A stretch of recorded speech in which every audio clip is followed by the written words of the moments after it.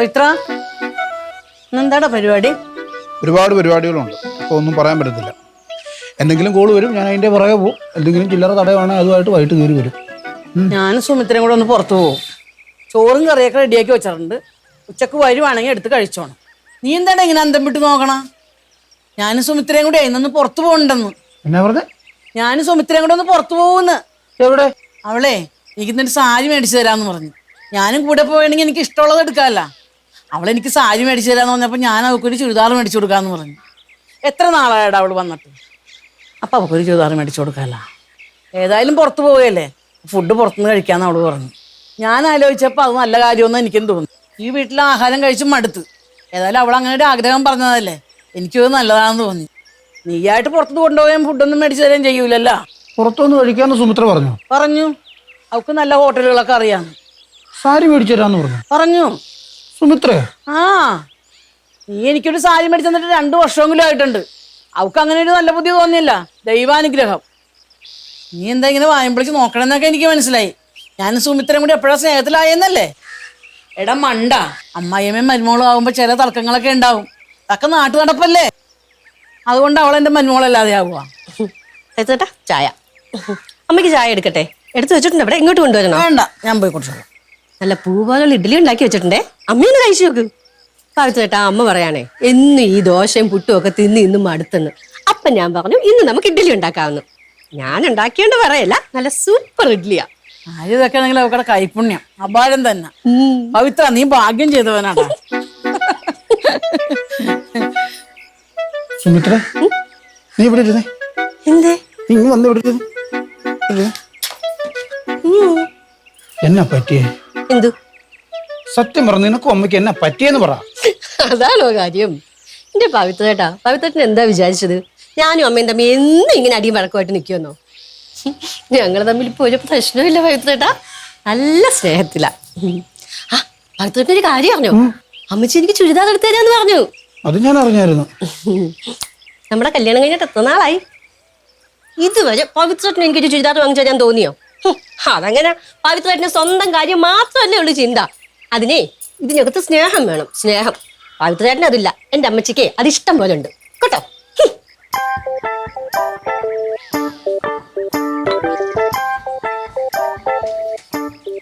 എടാ രാജേന്ദ്ര, നിന്നെ സമ്മതിച്ചു കേട്ടോ. നീ പറഞ്ഞത് അക്ഷരം പ്രതി നടന്ന്. പുള്ളിയെ സമ്മതിക്കണം.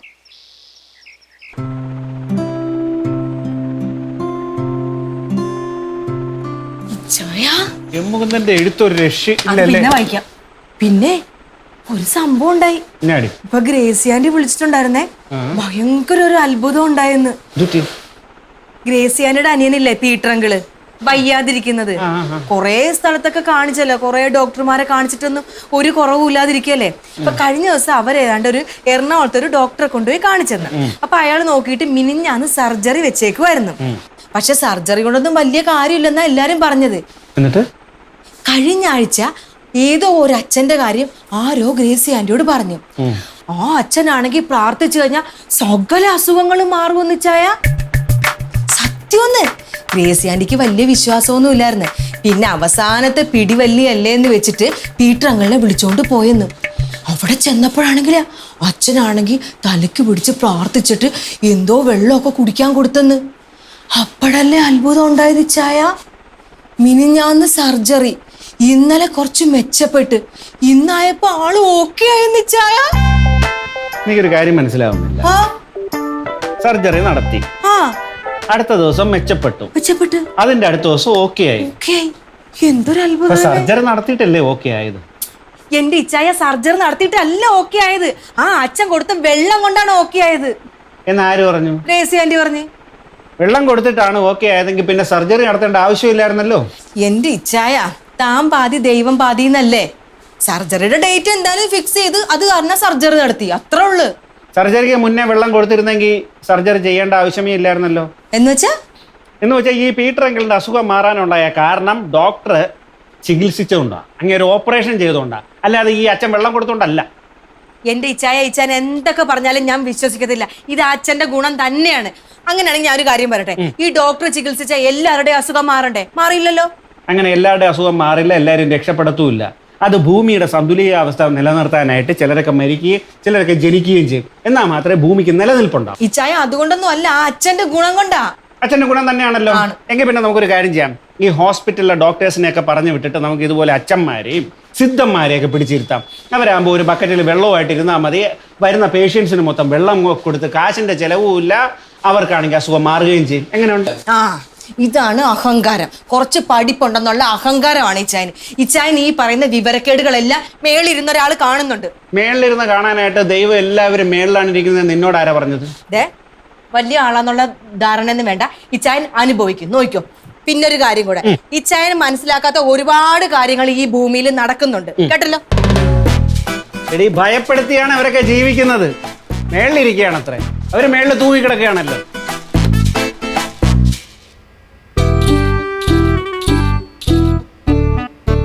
ആലിസ, ആരെങ്കിലും എന്തെങ്കിലും പറയുന്ന കേട്ട് കണ്ണു അടച്ച് വിശ്വസിച്ച് നീ എൻ്റെ അടുത്ത് ഒന്ന് വഴക്കൂടല്ലേ?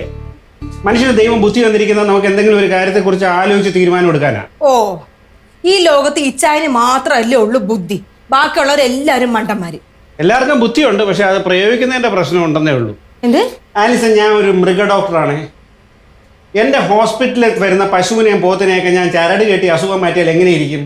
അവിടെ അരയിലോ കാലിലോ അല്ലെങ്കിൽ നെഞ്ചത്തോ ചരട് കെട്ടി അവരുടെ അസുഖം മാറുമോ? ഇല്ലല്ലോ, മരുന്ന് കൊടുക്കണ്ടേ? ആലിസ, ഞാൻ എന്തിനാണ് ഇതൊക്കെ പോയി പഠിച്ചത്? അല്ല, ഞാൻ എന്ത് കണക്കിനാണ് ഈ മരുന്നൊക്കെ കൊടുക്കുന്നത്? ഞാൻ ഇതിനെക്കുറിച്ച് പഠിച്ചത് കൊണ്ടാണോ കോളേജിൽ പോയി? അല്ലേ? അല്ല, നീ പറയുന്നത് പോലെ അസുഖം മാറുമായിരുന്നെങ്കിൽ പിന്നെ ഞാൻ എന്തിനാ പോയി പഠിക്കുന്നേ? ആ, അപ്പൊ ഇച്ചായൻ പറഞ്ഞു വന്നത്, ഇച്ചായൻ കോളേജിൽ പോയി പഠിച്ചതുകൊണ്ട് ഇച്ചായന് നല്ല ബുദ്ധിയുണ്ട്. ഞാൻ കോളേജിലൊന്നും പോവാത്തതുകൊണ്ട് എനിക്ക് തീരെ ബുദ്ധിയില്ല. എൻ്റെ പൊന്നെ, ഞാൻ അങ്ങനെയൊന്നും പറഞ്ഞിട്ടില്ല. ഒരു കാര്യത്തെ വളച്ചൊടിച്ച് ഈ രീതിയിലാക്കാൻ നിന്നെ കൊണ്ടേ പറ്റൂ. ഈ ബുദ്ധി നീ വേറെ എന്തെങ്കിലും നല്ല കാര്യത്തിന് നീ ഉപയോഗിച്ചിരുന്നെങ്കിൽ എന്തോ ഒരു ഉപകാരം ഉണ്ടായ. ഓ, അപ്പൊ അതുമായി എന്നെ കൊണ്ട് തീരെ ഉപകാരമില്ല, അതല്ലേ പറഞ്ഞത്? എൻ്റെ പൊന്നെ, ഞാൻ നിന്നോട് തർക്കിക്കാനില്ല. ഒന്നെങ്കിൽ മനുഷ്യർ സ്വന്തം അനുഭവത്തിലൂടെ പഠിക്കണം, ഇല്ലെങ്കിൽ വായിച്ച് പഠിക്കണം, ഇല്ലെങ്കിൽ സ്വന്തമായിട്ട് ചിന്തിച്ചുറപ്പിക്കണം. ആ, ഞാനും എൻ്റെ സ്വന്തം അനുഭവത്തിൽ നിന്നാണ് പറഞ്ഞത്. നിനക്ക് എന്ത് അനുഭവം ഉണ്ടായത്? ഇങ്ങോട്ട് നോക്ക്. വേറെ ആരോ പറഞ്ഞത് കേട്ടിട്ടല്ലേ നീ പറഞ്ഞത്? അല്ല, സ്വന്തമായിട്ട് നിനക്ക് അനുഭവം ഉണ്ടായോ? നീ ഈ കേസിൽ തേർഡ് പേഴ്സൺ മാത്രമാണ്. ഫസ്റ്റ് പേഴ്സണും സെക്കൻഡ് പേഴ്സണും ഇത് ശരിക്കും അനുഭവിച്ച രണ്ടുപേര് വേറെ ആൾക്കാരാണല്ലോ, അല്ലേ? ഞാൻ പറയുന്നതിൽ എന്തെങ്കിലും തെറ്റുണ്ടോ? എടി, കുറെ നാൾ മുമ്പ് മുറ്റത്തൊരു തകിട് കിട്ടിയില്ലേ? നീ എന്തൊക്കെ പൊല്ലാപ്പ അപ്പൊ ഉണ്ടാക്കിയത്?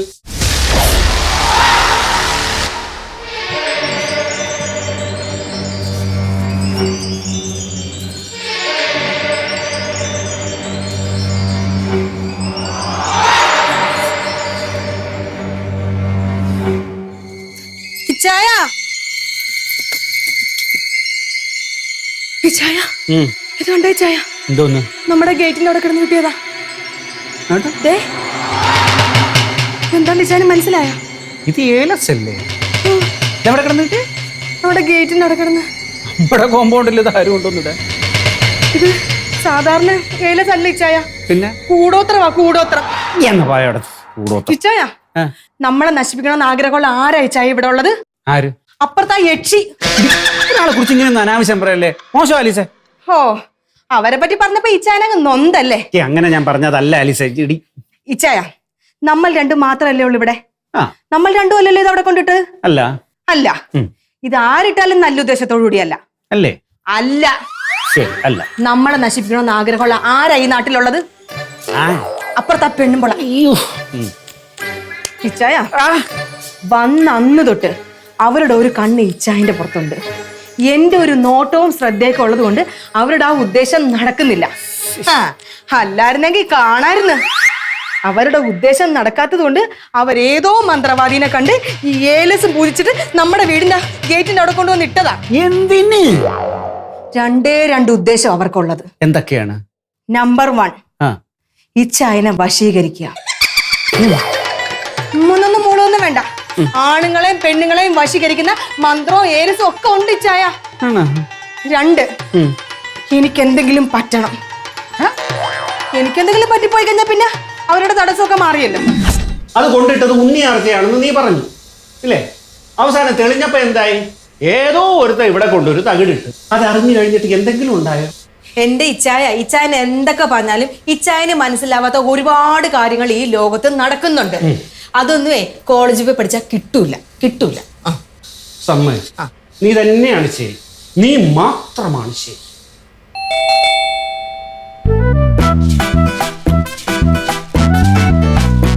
നീ മാത്രമാണ് ശരി.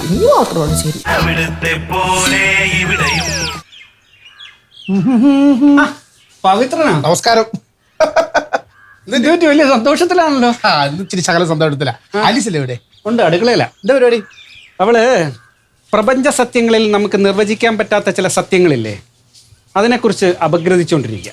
അപഗ്രഥിക്കാൻ പ്രപഞ്ച സത്യം, അതെന്റെ സംഭവം. അപഗ്രഥിക്കാൻ പറ്റാത്ത പ്രപഞ്ച സത്യം വിശകലനം നടന്നുകൊണ്ടിരിക്കുക. ശരി. ഞാൻ ഒരു എക്സാമ്പിൾ വെച്ച് പറഞ്ഞുതരാം. ഒരു ഡോക്ടർ MBBS MD ഒക്കെ കഴിഞ്ഞിട്ട് ഒരു രോഗിയെ ചികിത്സിക്കുന്നു. അസുഖം മാറുന്നില്ല. അപ്പോഴാണ് ഒരു ഉഡായിപ്പ് വന്ന് ഈ രോഗിയുടെ അണ്ണാക്കിലേക്ക് ഒരു വെള്ളം എടുത്ത് ഒഴിക്കുന്നു. അതോടെ അസുഖം മാറുന്നു. അത് കൊള്ളാലോ. കൊള്ളാം, സംഭവം എന്നാലും കൊള്ളാം. പക്ഷെ ഈ പറഞ്ഞ സംഭവം എനിക്ക് മനസ്സിലായില്ല. അതാ എനിക്കും മനസ്സിലായില്ല. അതിന് ഈ ഡിഗ്രിയും വിദ്യാഭ്യാസവും ഒന്നും പോരാ, വേറെന്തൊക്കെയോ വേണം. വന്നു ശാസ്ത്രജ്ഞ. എന്റെ ആലീസെ, ഞാൻ ഭയങ്കര ഒരു സന്തോഷ വാർത്ത പറയാൻ വേണ്ടിട്ട് ഓടി വന്നാ. ആലീസിന് അറിയാലോ, ഞങ്ങളുടെ വീട്ടിലെ അവസ്ഥ അറിയാലോ. ഏത് നേരം നോക്കിക്കഴിഞ്ഞാൽ എന്റെ അമ്മയും സുമിത്രയും വഴക്ക കീരിയും പാമ്പുവാ. ഇതാണ് സന്തോഷത്തിന്റെ കാര്യം. ഇത് പറയാനാണ് ഇങ്ങോട്ട് വന്നത്. എന്റെ പൊന്നു സാറേ, ഇന്നലെ വൈകുന്നേരം 5 മണിയൊക്കെ ആയപ്പോഴത്തേക്ക് ഞാൻ ആ പാപ്പച്ചേട്ടയുടെ കടയിൽ ഒന്ന് ചായ കുടിച്ചോണ്ടിരിക്കുകയായിരുന്നു. അന്നേരം കുന്നുംപുറത്തെ രാജേന്ദ്രൻ വന്നിട്ട് പറഞ്ഞ് ആ ജംഗ്ഷനിൽ ലോഡ്ജിൽ പുതിയതായിട്ട് റൂം എടുത്തിരിക്കുന്ന ഒരു വലിയ സിദ്ധനാണ്. പുള്ളി എന്ന് പറഞ്ഞാൽ ഭയങ്കര കഴിവുള്ളവനാണ്. എന്ത് കഴിവ്?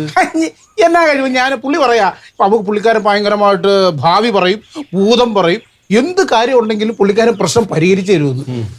എനിക്കാണെങ്കിൽ ഇതിനകത്തൊന്നും ഒരു വിചാരവും ഇല്ല. എന്നല്ലാതെ രാജേന്ദ്രൻ പറയാം അങ്ങനെയൊന്നും അല്ല, ഇത് ഭയങ്കര സംഭവമാണെന്ന് പറഞ്ഞു. എന്നിട്ട് എന്നാ ഞാനും രാജേന്ദ്രനും കൂടെ ഒരു 1000 രൂപ ബെറ്റങ്ങ് വെച്ച്. നന്നായി. ഞാനും രാജേന്ദ്രനും കൂടെ നേരെ പുള്ളിയെ ചെന്നങ്ങ് കണ്ട് വീട്ടിലെ വഴക്കിന്റെ കാര്യമൊക്കെ പുള്ളിയോട് ഞാൻ കറക്റ്റായിട്ട് പറഞ്ഞു കൊടുത്തു.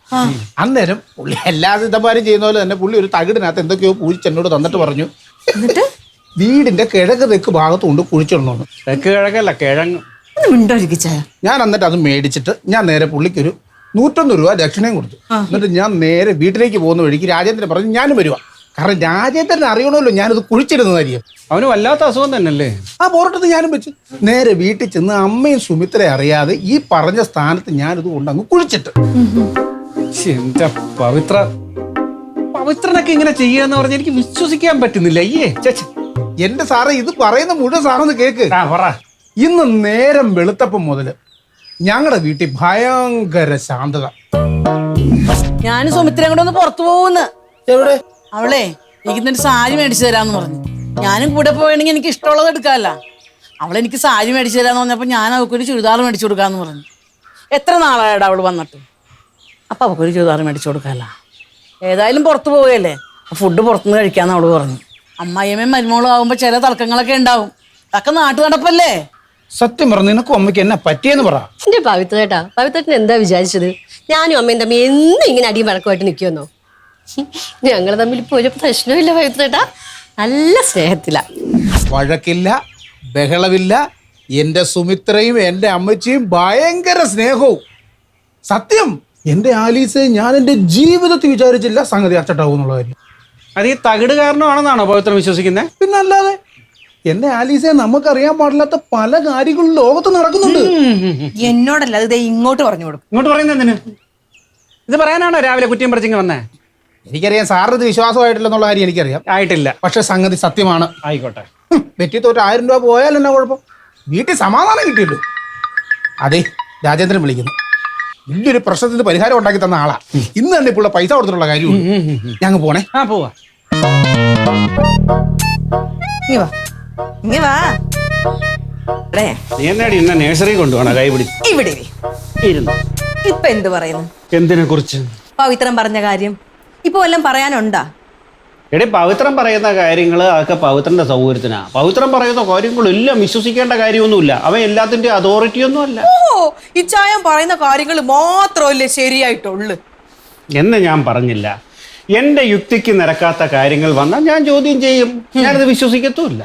ഇച്ചായ, പവിത്രന്റെ അമ്മയും സുമിത്രയും കൂടെ ഇന്നലെ വരെ വഴക്കാരെന്നുള്ള കാര്യത്തിൽ ഇച്ചായന് വല്ല സംശയമുണ്ടോ? ഇല്ല. ഇല്ല. ഇന്നലെ വരെ വഴക്കായവര് ഇന്ന് വഴക്ക് മാറിയെന്ന് പവിത്രൻ ഇവിടെ വന്ന് പറഞ്ഞാല് ഇച്ചായന് എന്തെങ്കിലും സംശയമുണ്ടോ? പവിത്രം പറഞ്ഞതുകൊണ്ട് ഞാൻ വിശ്വസിക്കുന്നു. ആ അപ്പൊ ഇന്നലെ വരെ വഴക്കായിരുന്നവര് പെട്ടെന്നൊരു സുപ്രഭാതി ഡീസന്റ് ആവുമ്പോ ഇച്ചായന്റെ പ്രമാണം അനുസരിച്ച് അതിൽ എന്തെങ്കിലും ഒരു കാര്യം വേണ്ടേ? വേണ്ടേ? അതെന്തായിരിക്കും കാര്യം? നീ അവരോട് ഒന്ന് ചോദിക്കേണ്ടതാണ് ശരിക്കും. പിന്നെ 2 കാരണങ്ങളുണ്ടാവും. ഒന്നുകിൽ അവർക്ക് ഇന്ന് വഴക്കുണ്ടാക്കാനുള്ള റീസൺ കിട്ടി കാണത്തില്ല, ഇല്ലെങ്കിൽ അവർ തമ്മിൽ വഴക്കുണ്ടാക്കണ്ടെന്ന് അങ്ങ് തീരുമാനിച്ചു. കറക്റ്റ്. ഇനി വഴക്ക് വേണ്ടെന്ന് അവരങ്ങ് തീരുമാനിച്ചു. അതിനെന്താ കാര്യം? അത് അവരോട് തന്നെ ചോദിക്കണോടെ, അത് അവരുടെ സൗകര്യമാണ്. ഇച്ചായ വെറുതെ മുട്ടാപ്പോക്ക് പറയല്ലേ.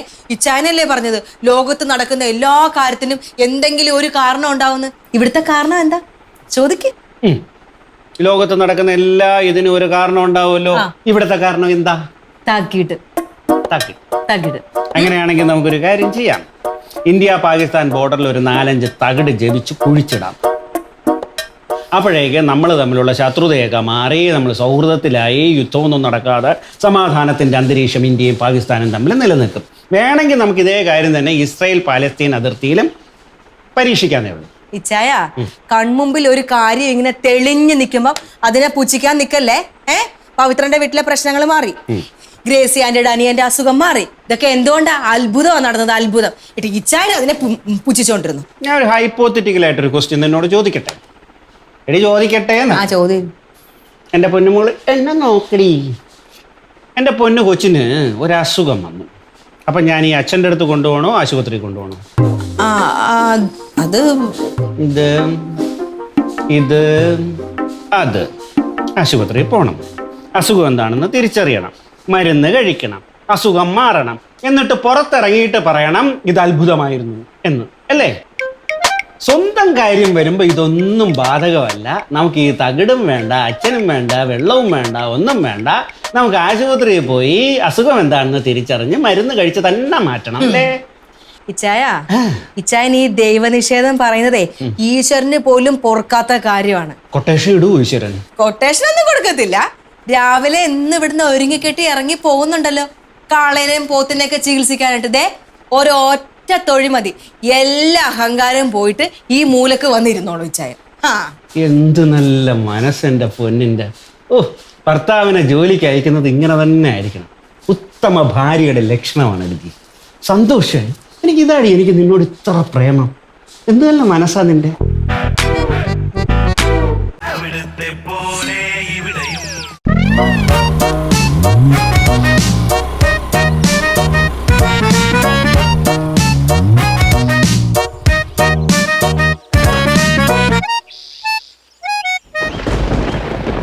ആഹാ, രണ്ടുപേരും ഇവിടെ തന്നെ ഉണ്ടായിരുന്നോ? ഇന്ന് ഉച്ചയ്ക്ക് പുറത്തുനിന്നാണ് ഊണെന്നൊക്കെ പറഞ്ഞിട്ട് മഴ ആയതുകൊണ്ട് പോകാത്തതായിരിക്കും അല്ലേ? അല്ല, ഒരു കണക്കിന് നോക്കിയാൽ നന്നായി. നീ അല്ല പിന്നെ ഈ ഓട്ടോറിക്ഷയ്ക്കൊക്കെ ഈ വണ്ടിക്കൂലി കൊടുത്ത് അങ്ങോട്ടും ഇങ്ങോട്ടും പൈസ കൊടുത്ത് എന്തിനാ കയ്യിലിരിക്കുന്ന പൈസ കളയുന്നത്? സാരി ചുരിദാറൊക്കെ പിന്നെയാണല്ലോ നമുക്ക് മേടിക്കാമല്ലോ.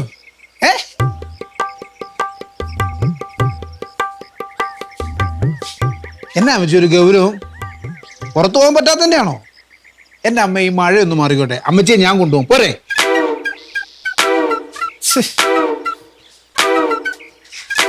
എടി സുമിത്രേ, ഈ ഒരു നിസ്സാര കാര്യത്തിനാണോ നീ ഈ മുഖം വീർപ്പിച്ചോണ്ടിരിക്കുന്നേ? പുറത്തൊന്ന് ഫുഡ് കഴിക്കാൻ പറ്റാത്തതാണെന്നുണ്ടെങ്കിൽ നീ എന്നെ ഒന്ന് വിളിച്ചു പറഞ്ഞാൽ പോരായിരുന്നോ? ഞാൻ മേടിച്ചോണ്ട് വരത്തില്ലായിരുന്നു. അവക്ക് ഫുഡ് കിട്ടാത്തന്റെ കുഴപ്പമില്ല, നല്ല അടി കിട്ടാത്തന്റെ കുഴപ്പമാണ്. ഞാൻ കവള നീട്ടി പിടിച്ച് നിൽക്കാൻ അടിക്കാൻ. നിന്റെ തല്ലല്ല വേണ്ട, കൊല്ലേ വേണ്ടത്. നിർത്തിക്ക്, ഇത് എന്നാ പ്രശ്നം? എന്നാ പ്രശ്നമൊന്നുമില്ല. നിങ്ങളുടെ അമ്മയ്ക്ക് പ്രാന്ത്, വല്ല ഹോസ്പിറ്റലും കൊണ്ടുപോകും. അത് തന്നെയാണ് നിന്റെ മനസ്സിലിരിപ്പെന്ന് എനിക്കറിയാം.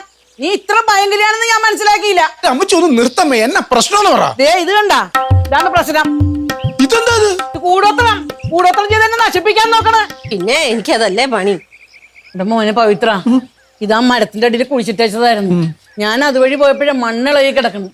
നോക്കിയപ്പോ ഇത് ഇവളേതോ മന്ത്രവാദിനെ കൊണ്ട് കുഴിച്ചിട്ടതാണ്. അയ്യോ, കൂടോത്രം. എന്റെ പവിത്രട്ടെ, ഇവർക്ക് പ്രാന്താകട്ടോ. ഇത് പിന്നെ എന്താ ആൻറ്റി, നമ്മ 3 പേരല്ലേ ഈ വീട്ടിലുള്ളത്. ഞാൻ എന്തായാലും ചെയ്യൂല, അവനും ചെയ്യൂല. പിന്നെ നീയല്ലേ, നീ എനിക്ക് സാരി വാങ്ങിത്തരാം, ഫുഡ് വാങ്ങിത്തരാം. ഞാനോടത്ത് എന്നോടുള്ള സ്നേഹം കൊണ്ടാണെന്ന്. എല്ലാം വെറും അഭിനയം. ഈ കൂടോത്രം വലിച്ചേ ഞാനങ്ങോട്ട് തട്ടിപ്പോയാലേ എനിക്ക് ആൾക്കാരുടെ മുമ്പിൽ നല്ല പിള്ളേരല്ല. അതിനുള്ള അഭിനയമാണ്. അയ്യോ, എന്റെ പൊന്നു പവിത്രേട്ടാ, പവിത്രേട്ടന് അറിഞ്ഞൂടെ എനിക്ക് ഈ മന്ത്രവാദത്തിലും കൂടോത്രത്തിലൊന്നും ഒരു വിശ്വാസമില്ലെന്ന്. ഞാൻ ഇതൊക്കെ ചെയ്യുവോ? ഇത് പിന്നെന്താ, ആകാശത്ത് നിന്ന് പൊട്ടി വീണതാ? മോളെ സുമിത്രേ, ഇതിനുള്ള പണി നിനക്ക് ഞാൻ തരാട്ടാ. നാട്ടിലെ ഒരു മന്ത്രവാദി മാത്രമല്ല, ഒരു കൂടോത്രക്കാരത്തി വന്നിരിക്കണ്. എന്റെ പവിത്രേട്ടാ എനിക്ക് ഇങ്ങനെ കുഴിച്ചിടേണ്ട കാര്യം വല്ലതും ഉണ്ടോ? നിങ്ങളുടെ അമ്മച്ചിക്ക് പ്രാന്താ. ശ്ശോ, ഒരു വീടല്ലേ, പ്രശ്നമൊന്നും ഉണ്ടാക്കണ്ടെന്ന് കരുതിയിട്ട് അവരെ കൊണ്ടിട്ട് സാരി വാങ്ങാൻ പോവാന്ന് കരുതിയത്. ഒരു വഴക്കും ഉണ്ടാക്കണ്ടെന്ന് കരുതി അടങ്ങിയിരിക്കുമ്പോ അവൻ ഇങ്ങോട്ട് വന്ന് കേറുക. ഒരു കാര്യം ഞാൻ പറഞ്ഞേക്കാം, ഇനി ആ തള്ള എങ്ങനെ എന്റെ അടുത്ത് വഴക്കിന് വന്നു കഴിഞ്ഞാ പിന്നെ ഞാൻ എന്താ ചെയ്യുന്നതെന്ന് എനിക്ക് തന്നെ അറിയത്തില്ല. എനിക്ക് മന്ത്രവാദത്തിന്റെ കൂടോത്രത്തിന്റെ ഒന്നും ആവശ്യമില്ല. ഒരു ശകലം പൊടി മതി വയറിളക്കാനുള്ളത്. അതോടെ തീരല്ല ഒരമ്മച്ചി.